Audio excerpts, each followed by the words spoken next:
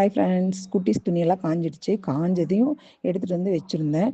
மாமா உடனே அதை அயன் பண்ணுவேன் நான் அப்படின்னு தூக்கிட்டு வந்துட்டார். அது குட்டி குட்டி துணி, இது எதுக்குங்க அயன் பண்ணுறீங்கன்னா, ஆஹா குட்டி பாப்பா போடுற போதே சூப்பராக இருக்கணும் அப்படின்ட்டு அயன் பாக்ஸ் 25 வருஷம் ஆச்சு ஃப்ரெண்ட்ஸ். நீங்கள் நம்பளினாலும் உண்மை அது. 25 வருஷத்தில் அது அயன் பாக்ஸ் யூஸ் பண்ணினதே கிடையாது. நான் எப்போவாவது சாரிக்கு ஃப்ளீட் எடுக்கிற போது அயன் பண்ணுவேன், மற்றபடி டோபி தான் அயன் பண்ணிட்டு இருப்பாரு.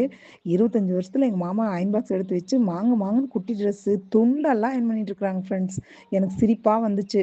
சரி, அவங்க தான் தாத்தா அப்பாவும் பொண்ணு வேலை செய்கிறாங்க, தாத்தாவும் அம்மாவும் வேலை செய்கிறாங்க, நம்ம பாட்டியாக ஏதாவது செய்யணுமே அப்படின்னு சொல்லிட்டு நானும் மிஷின் வீட்லேயே இருக்குது ஏதாவது ஒன்று பண்ணணுன்ட்டு லங்குட்டான் ரெடி பண்ணுறேன்.